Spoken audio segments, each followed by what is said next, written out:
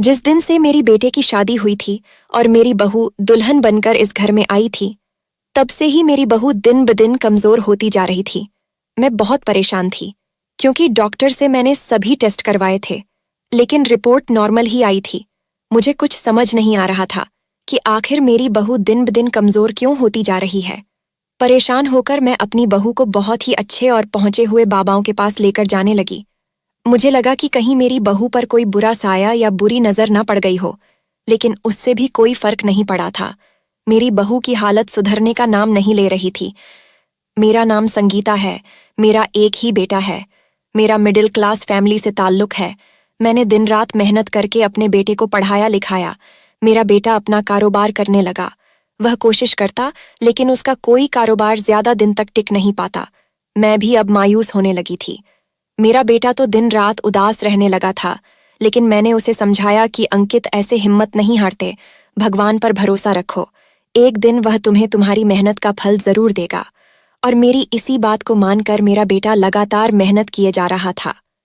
मेरे बेटे ने हिम्मत नहीं हारी और अपनी मेहनत जारी रखा। एक दिन मैं अपनी बहन के घर जा रही थी कि तभी मैं एक सुनसान जगह से गुजरी। चारों तरफ आसपास कोई भी नजर नहीं आ रहा था। इतनी सुनसान जगह पर मेरा दिल घबराने लगा कि तभी मुझे वहां किसी के रोने की आवाज सुनाई दी थी। मैं एकदम से घबरा गई, लेकिन मैंने देखा कि एक लड़की, जिसकी उम्र यही कोई 18-19 साल की रही होगी, अपना चेहरा घुटनों में छुपाए सिसक सिसक कर रो रही थी। मेरा दिल घबराने लगा।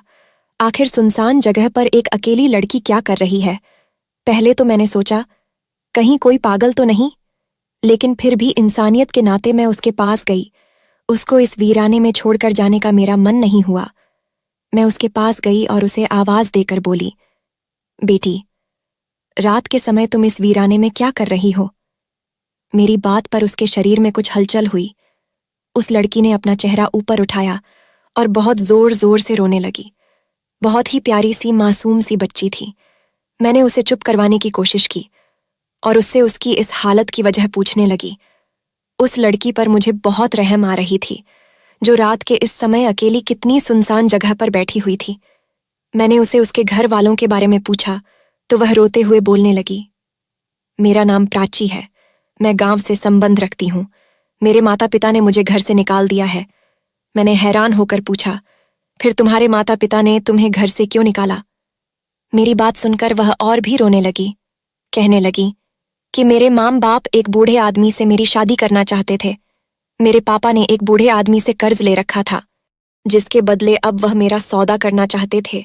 मैंने अपने मम्मी पापा के पैर पकड़ लिए कि मुझे इस नर्क में मत धकेलो। मैं उस बूढ़े आदमी के साथ खुश नहीं रह पाऊंगी। इससे तो अच्छा आप मेरा गला दबा दें। लेकिन उन्होंने मेरी एक ना सुनी। उन्हें मेरे आंसुओं पर भी दया नहीं आई। जब मैंने उनकी बात नहीं मानी और मैं जिद पर अड़ गई कि मैं उस बूढ़े से शादी नहीं करूंगी, तो फिर उन्होंने मुझे घर से निकाल दिया। वह लड़की अपने ऊपर बीते हुए अत्याचार और दर्द मुझे सुना रही थी और फिर आखिर में सिसकियां ले लेकर रोने लगी। मैंने उसे अपने सीने से लगा लिया और तसल्ली दी कि बेटा, भगवान तुम्हारे माँ बाप को अक्ल दे। चलो मेरे साथ, मैं तुम्हें तुम्हारे माँ बाप के पास ले जाऊंगी और उनको समझा दूंगी कि हर समय एक सा नहीं रहता। ऐसे में अपनी बेटी की कुर्बानी मत दो, कोई दूसरा रास्ता निकालो। और फिर इस तरह जवान बेटी को घर से निकालना कोई हल नहीं, बल्कि और भी ज्यादा मुसीबत को बुलावा देना होता है। रात ज्यादा हो चुकी थी, इसलिए इस समय मैं उसे लेकर गांव नहीं जा सकती थी। मैंने प्राची का हाथ पकड़ा और उसे अपनी बहन के घर ले आई। मेरी बहन ने उसके बारे में पूछा तो मैंने उसे प्राची की सुनाई हुई कहानी सुना दी थी। उस लड़की पर दुख भरी नजर डालकर बोली, पता नहीं दुनिया में कैसे कैसे लोग होते हैं। मुझे तो विश्वास ही नहीं होता कि दुनिया में ऐसे माँ बाप भी होते हैं जो अपनी जवान बेटी को रात के समय घर से निकाल देते हैं। उन्हें अपनी इज्जत का भी ख्याल नहीं होता। मेरी बहन ने उस लड़की को दया भरी नजरों से देखा। मेरी कोई बेटी नहीं थी। मुझे प्राची को देखकर बहुत ज्यादा दुख हुआ। पूरी रात हमने अपनी बहन के घर गुजारी। मेरी बहन ने मुझे और प्राची को खाना वाना खिलाया। खाना खाकर हम सो गए। अगली सुबह उसके बताए गए पते पर मैं उसे लेकर पहुंची और दरवाजा खटखटाया, लेकिन दरवाजा एक नौजवान लड़के ने खोला था। प्राची उसे देखते ही मेरे पीछे छुप गई। मैंने प्राची से पूछा, क्या यह लड़का तुम्हारा भाई है? तो प्राची ने ना में सिर हिला दिया। कहने लगी, मैं इस लड़के को नहीं जानती। फिर आगे बढ़कर उस लड़के से अपने माँ बाप के बारे में पूछने लगी। उस लड़के ने हमें बताया कि वह तो कल ही गांव छोड़कर जा चुके हैं, ये मकान हमने खरीद लिया है और अब से ये मकान हमारा है। उस लड़के की बात सुनकर प्राची अब और भी ज्यादा दुखी हो गई थी। उसकी आंखों से आंसू बहने लगे। मैं भी इस किस्मत की हेराफेरी पर हैरान थी। आखिर भगवान को क्या मंजूर था, मुझे कुछ समझ नहीं आ रहा था। इतनी प्यारी बच्ची के साथ कोई ऐसा कैसे कर सकता है। मैं अपने दिल में उसके माता पिता की गंदी सोच पर हैरान होती हुई प्राची को अपने घर ही ले आई। मैं उसे इस तरह बेसहारा नहीं छोड़ सकती, यह मेरे ज़मीर ने गवारा नहीं किया। मैं उसे लेकर अपने घर आ गई।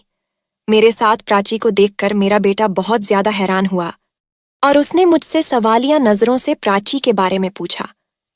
मैंने उसे बताया कि फिलहाल तो यह लड़की हमारे साथ ही रहेगी। मेरे मुंह से इतना सुनना था कि उसके चेहरे पर गुस्सा उभर आया और वह अपने छोटे से कमरे की तरफ जाने लगा। मेरा घर ज्यादा बड़ा नहीं था। मैंने प्राची को अपने कमरे में बिठाया और अंकित के कमरे में चली आई, जहां अंकित बहुत ही गुस्से से अपनी चीजें उलट पुलट कर रहा था। मैंने एक गहरी सांस भरी। मैं जानती थी कि अंकित को लड़कियों से पता नहीं क्यों इतनी ज्यादा चिढ़ थी। अपने आप में रहने वाला इंसान था, लड़कियों से दूर भागता था। मैं अंकित के पास बैठ गई और उसे समझाने लगी, बेटा ऐसा क्यों कर रहे हो? मेरी बात सुनकर अंकित ने कहा, मम्मी ये लड़की कौन है जिसे आप हमारे घर ले आए हैं?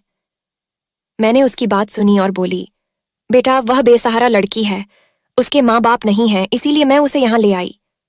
मेरी बात सुनकर अंकित उठकर खड़ा हो गया और जाने लगा, तो मैंने उसका हाथ पकड़ लिया। वह बोला कि मम्मी आप बहुत भोली हैं, आपको क्या पता कि दुनिया में कैसे कैसे धोखेबाज लोग रहते हैं। क्या पता ये लड़की भी फ्रॉड हो। अगर ऐसा हुआ तो फिर हम क्या करेंगे, कहाँ जाएंगे? अभी तो हमारे हालात वैसे भी मुश्किल से गुजर रहे हैं, कितनी मेहनत करनी पड़ती है, तब कहीं जाकर घर का खर्चा चलता है। ऐसे में एक नई मुसीबत आपने लाकर सर पर बिठा दी। मैं किसी भी नई मुसीबत में पढ़ना नहीं चाहता। मैंने उसे समझाया कि बेटा ये लड़की बहुत मासूम है, चेहरे से तो बिल्कुल भी फ्रॉड नहीं लगती, और अगर कुछ गलत होगा तो देखा जाएगा, भगवान हमारे साथ है। मेरा बेटा तब भी नहीं मान रहा था। आखिर मैंने उसे अपनी कसम दी, तब जाकर उसने प्राची को घर में रहने की हामी भरी। अब मैं थोड़ा सुकून से थी कि कम से कम प्राची को एक सहारा मिल गया था। अगर वह ऐसे ही बेसहारा गलियों में घूमती रहती तो फिर उसके लिए बिल्कुल भी ठीक नहीं होता। आज के समय में तो इंसान नहीं भेड़िया बसते हैं जो अकेली लड़की को नोच खाने के लिए तैयार रहते हैं। तो ऐसे हालात में मैं उसे सड़क पर अकेला कैसे छोड़ सकती थी? जो कुछ भी होगा भगवान अच्छा ही करेगा, लेकिन कहते हैं ना किस्मत का कुछ पता नहीं कब बदल जाए। धीरे धीरे दिन गुजरने लगे थे। प्राची को मेरे पास आए 3 महीने हो गए थे। वह मेरे साथ मेरे काम में हाथ बटाती और मेरी खूब सेवा करती थी। मुझे तो जैसे भगवान ने एक बेटी दे दी थी। प्राची मुझे किसी भी काम को हाथ नहीं लगाने देती। रातों को उठकर मेरे पांव दबाती। वह मेरा बहुत ख्याल रखती थी। कहती, अगर आप मुझे सहारा नहीं देती तो मैं कहाँ जाती? आप तो मेरी सब कुछ है। मैं आपकी जितनी सेवा करूं उतनी ही कम है। वह मेरा इतना ख्याल रखती कि कभी कभी तो मुझे अपने आप पर ही गर्व होने लगता कि पता नहीं मैंने कौन से ऐसे अच्छे काम किए थे जो मुझे भगवान ने प्राची के रूप में एक बेटी दे दी थी। प्राची मेरे घर में बहुत खुश थी। प्राची को खुश देखकर मैं भी खुश थी, लेकिन मैं अपने बेटे अंकित के लिए परेशान भी थी।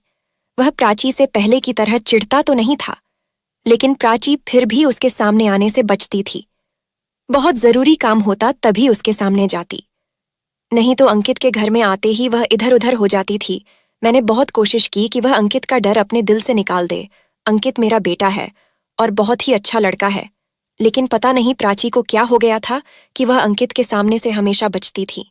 उसके यहाँ आने के बाद मैंने एक चीज पर गौर किया था कि प्राची अब अंकित को बुरी नहीं लगती थी। मैंने अंकित की आंखों में अब प्राची के लिए प्यार देखी थी। वैसे तो मेरा बेटा लड़कियों से दूर भागता था और मेरे दिल को यही डर सताता था कि पता नहीं मेरा बेटा शादी भी करेगा या नहीं। अंकित मेरा इकलौता बेटा था। अगर वह शादी नहीं करता तो फिर मेरा तो पूरा वंश ही खत्म हो जाता, और फिर मेरे बाद तो मेरे बेटे का ध्यान रखने वाला भी कोई नहीं था। जब मैंने अंकित की आंखों में प्राची के लिए प्यार देखा तो मेरे दिल में ख्याल आया कि यही अच्छा मौका है अंकित को रास्ते पर लाने का। लेकिन मैं डायरेक्ट तो अंकित से बात नहीं कर सकती थी। अंकित के दिल का हाल जानने के लिए मैंने अपने मोहल्ले की एक रिश्ते कराने वाली से प्राची के रिश्ते की बात चलाने को कहा। उसने मेरे कहने के अनुसार मेरे घर प्राची का रिश्ते लेकर भेज दिया। रिश्ते वालों को प्राची पसंद आ गई थी।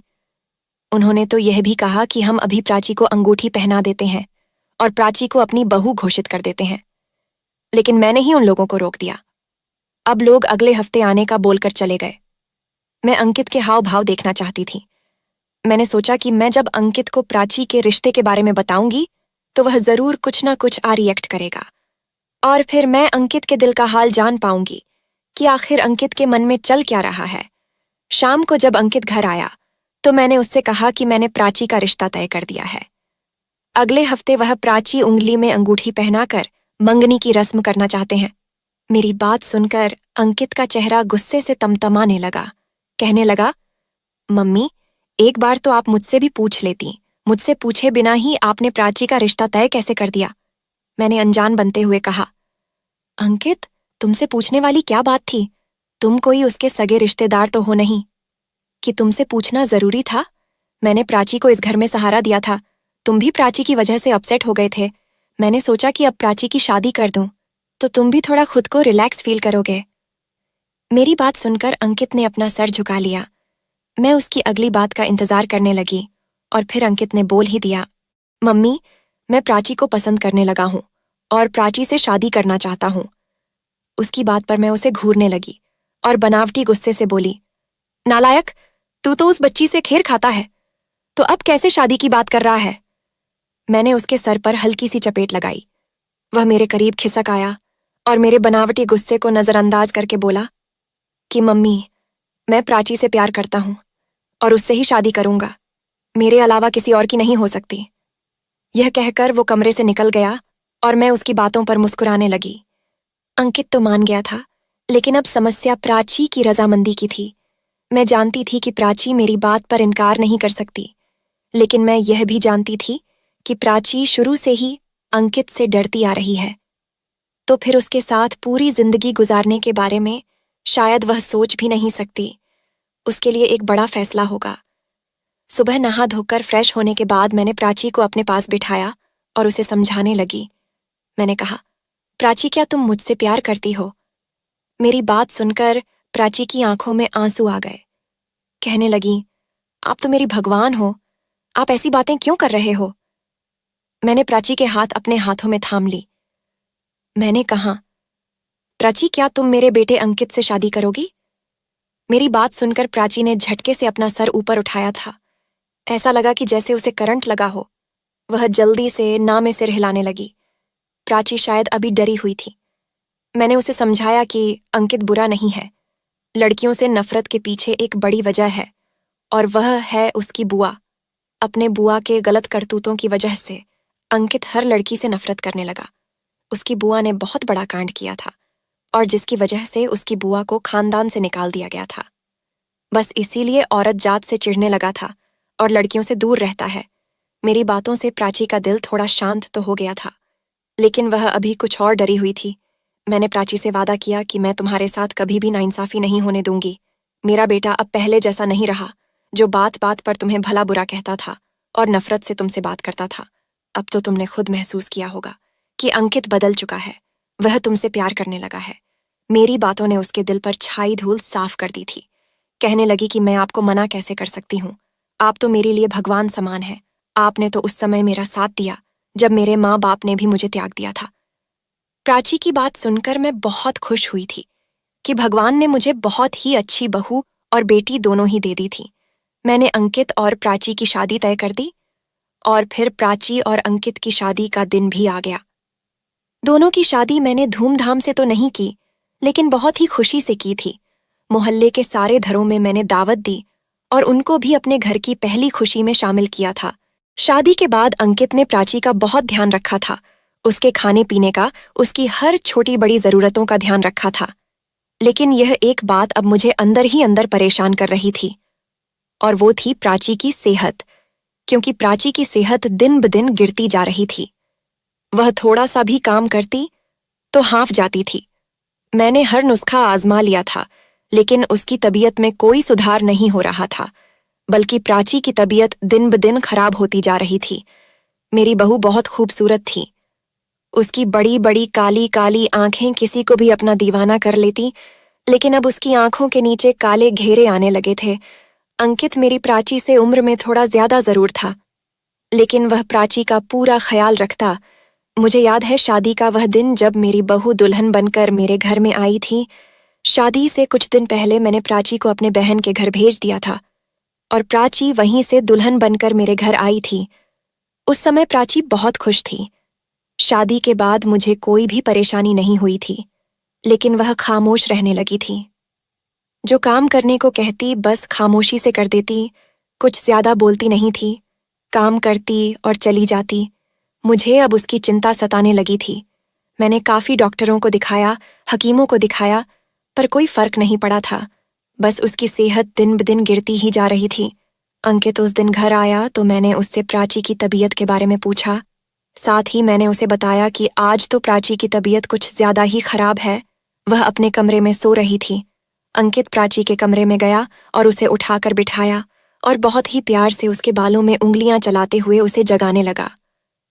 उस समय प्राची की हालत बहुत खराब हो रही थी। अंकित ने दराज से सीसी निकालकर शहद चटाया। मैं नोटिस कर रही थी कि शादी के दूसरे दिन से ही अंकित प्राची को शहद चटाता था और उसके बाद उसे छत पर भी ले जाता था। मैं बहुत हैरान होती और उससे पूछती, लेकिन वह कोई ना कोई बहाना बना देता था। मैंने भी सोचा था कि वह प्राची का पति है, प्राची से प्यार भी करता है, तो वह उसके साथ कुछ गलत तो करेगा नहीं। प्राची अब फिर से लेट गई थी। अंकित भी वॉशरूम में फ्रेश होने के लिए चला गया था। मैं कुछ देर वहीं प्राची के पास बैठी रही और फिर उठकर बाहर आ गई। ऐसे ही कुछ दिन और गुजर गए। एक दिन मेरी बहू मेरे पास बैठी हुई थी कि अचानक बेहोश होकर एक तरफ को लुढ़क गई। उस समय अंकित घर पर मौजूद नहीं था। मैं बहुत ज्यादा परेशान हो गई। मैंने जल्दी से अंकित को फोन करके बुलाया। अंकित उसे लेकर हॉस्पिटल भागा। डॉक्टर ने प्राची का चेकअप किया और कहा कि दिमागी दबाव की वजह से बेहोश हो गई है। लगता है आपकी बहू दिमाग पर कुछ ज्यादा ही प्रेशर लेती है, इसीलिए शायद बेहोश हो गई है। थोड़ी देर बाद प्राची को होश आ गया था। मेरा बेटा प्राची को घर ले आया। मैंने प्राची के लिए जूस बनाया और कमरे में लेकर चली आई। मैं कमरे में दाखिल हुई तो मैंने देखा अंकित प्राची के गले में एक पीले रंग का धागा बांध रहा था। मैंने जूस का गिलास साइड टेबल पर रखा और उससे उस धागे के बारे में पूछने लगी। मैंने पूछा, अंकित तुम्हें प्राची को क्या पहना रहे हो? तो वह बोला, मम्मी देखो ना, प्राची आए दिन बीमार रहती है और कमजोर भी होती जा रही है, इसलिए मैं यह बहुत ही बड़े पंडित जी से यह धागा लेकर आया हूं। पता नहीं क्यों मेरा दिल कुछ खटक सा गया था।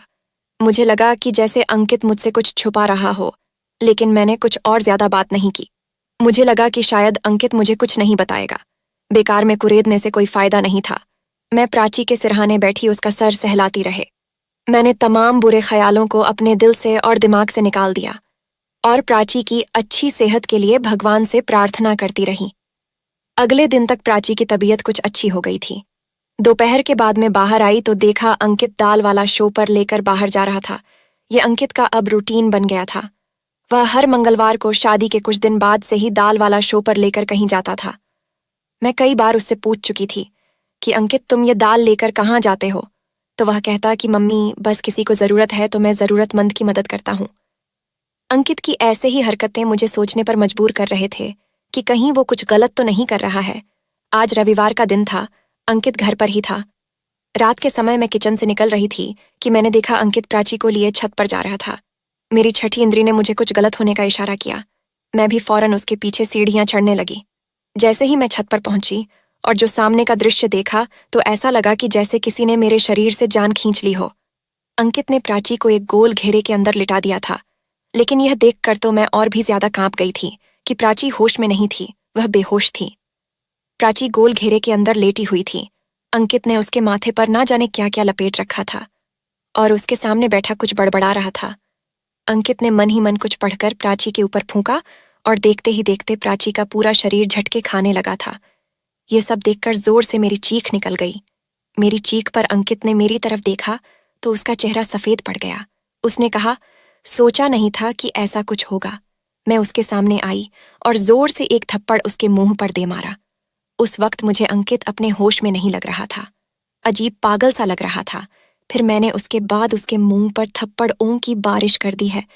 वह भी बिना कुछ बोले खड़ा रहा। मैंने उससे कहा, बेगैरत इंसान, यह सब तू क्या कर रहा था? तेरी हिम्मत कैसे हुई? एक मासूम के साथ इतना घिनौना खेल खेलते हिम्मत कैसे हुई? अभी के अभी प्राची को ठीक कर, वरना मैं भूल जाऊंगी कि तू मेरा बेटा है। मेरे चेहरे से गुस्से की चिंगारियां निकल रही थीं। मेरा पूरा शरीर गुस्से की वजह से कांप रहा था। मेरी हालत को देखते हुए अंकित ने प्राची पर कुछ पड़कर फेंका और तभी प्राची का शरीर, जो अब तक झटके खा रहा था, एकदम शांत हो गया। मैंने अंकित को एकदम से हिला डाला। मैंने कहा, यह सब क्या है? अब ऐसे ही मुंह बंद किए खड़े रहोगे या मेरी बात का जवाब दोगे? मेरी बात सुनकर अब अंकित रोने लगा था। फिर उसने मुझे सारी बात बताई। मैं खामोशी से सुन रही थी। मैंने इस लड़की को देखा तो मुझे उसमें अजब सी कशिश महसूस हुई। मैंने खुद को रोकने की कोशिश की उसके करीब जाने से, लेकिन मैं नाकाम रहा। मैं प्राची के साथ शादी से पहले ही रिश्ता कायम करना चाहता था, लेकिन मैं जब भी प्राची के साथ ये सब करने की कोशिश करता तो प्राची मुझसे दूर भागती और मुझे ऐसा करने से रोकती थी। एक दिन उसने मुझे धमकाया कि अगर तुमने मेरे साथ जबरदस्ती की तो मैं तुम्हारी माँ को बता दूंगी। तो उल्टा मैंने उसे धमकाया कि अगर तुम मेरी माँ को बताओगी तो उल्टा मैं अपनी माँ को कहूंगा कि यही लड़की मेरे ऊपर डोरे डालती है, मुझ पर गलत निगाह रखती है, और जाहिर सी बात है वह मेरी माँ है, मेरे ऊपर विश्वास करेगी, और अगर ऐसा हुआ तो वह तुम्हें घर से निकाल देंगी। मेरी बात सुनकर प्राची डर गई थी। इस घर के अलावा उसका कोई सहारा नहीं था और वह इस घर को छोड़कर जाना नहीं चाहती थी। इसलिए चुपचाप वो इसी घर में पड़ी रही और मेरे खिलाफ उसने कोई आवाज नहीं निकाली। लेकिन अब भी मैं अपना मकसद पूरा करने में नाकाम था। वह मेरे हाथ नहीं आ रही थी। वह हमेशा मुझसे बचती रहती। मैंने भी सोच लिया था कि प्राची को हासिल करके ही रहूंगा, और जब आपने मुझे बताया कि आपने प्राची की शादी तय कर दी है तो यह मेरी जिद ने गवारा नहीं किया। मैंने सोच लिया था कि प्राची को हासिल करके ही रहूंगा, चाहे कैसे भी करूं। और फिर मैंने प्राची से शादी करने की बात कही थी। मैंने सोच लिया था कि प्राची से शादी करने के बाद और उसे हासिल करने के बाद मैं उसे छोड़ दूंगा। और यही बात शादी की पहली रात ही मैं अपने दोस्त से फोन पर कर रहा था। लेकिन प्राची ने मेरी यह बात सुन ली थी और शादी की पहली रात प्राची ने मुझे अपने करीब नहीं आने दिया। इस बार प्राची ने चालाकी की थी। मेरी आवाज उसने फोन में रिकॉर्ड कर ली थी। जब मैंने प्राची को धमकाया तो कहने लगी कि अगर तुमने मेरे साथ जबरदस्ती की तो मैं यह रिकॉर्डिंग तुम्हारी माँ को सुना दूंगी। और यहीं पर मैं कमजोर हो गया था। शादी के इतने महीने बाद भी मैं प्राची को पा नहीं सका था। प्राची मुझे समझाने की कोशिश करती थी, अब हमारी शादी हो चुकी है, मेरी खातिर ना सही तो अपनी माँ की खातिर भी इस रिश्ते को पूरी ईमानदारी के साथ निभाओ। लेकिन मुझे प्राची की बात से कोई फर्क नहीं पड़ता था। मैंने तो जो सोच लिया था उसे पूरा करना ही मेरा मकसद था। लेकिन प्राची अब दिन बा दिन मेरे लिए जिद बनती जा रही थी। मैं चाहता तो प्राची को जबरदस्ती हासिल कर सकता था, लेकिन अब मैंने सोच लिया था कि प्राची खुद मुझे सौंपेगी और मैं उससे ऐसा करवा कर रहूंगा। और फिर मैंने एक बाबा की मदद ली। उस बाबा के बताए हुए सारे काम मैं करने लगा। वह शहद भी उन्हीं बाबा ने दिया था कि यह रोज अपनी पत्नी को छटाया करना, रोज मंगलवार को एक पैकेट डाल श्मशान घाट में डाल दिया करना। मैं बाबा के बताए हुए सारे काम कर रहा था। यह सारे काम मुझे 40 दिन तक करने थे। 40 दिन के बाद प्राची खुद मेरे पैरों में गिरकर मुझे अपने आप को सौंप देती। लेकिन इससे पहले ही आपको मेरे बारे में सब कुछ पता चल गया। अंकित के मुंह से यह भयानक सच्चाई सुनकर मेरा सर चकरा गया था। मुझे तो विश्वास ही नहीं हो रहा था कि अंकित मेरा बेटा है। पता नहीं मैंने ऐसा कौन सा पाप किया था जो भगवान ने मुझे अंकित जैसी औलाद दी थी। इससे तो अच्छा था कि मैं बेऔलाद ही रहती। मैंने एक जोरदार थप्पड़ अंकित के मुंह पर दे मारा। बेशर्म, तुझे शर्म नहीं आई?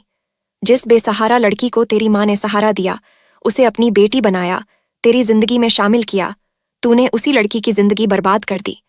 मैं तुझे कभी माफ नहीं करूंगी। अरे ऐसी बहू और पत्नी तो किस्मत वालों को मिलती है।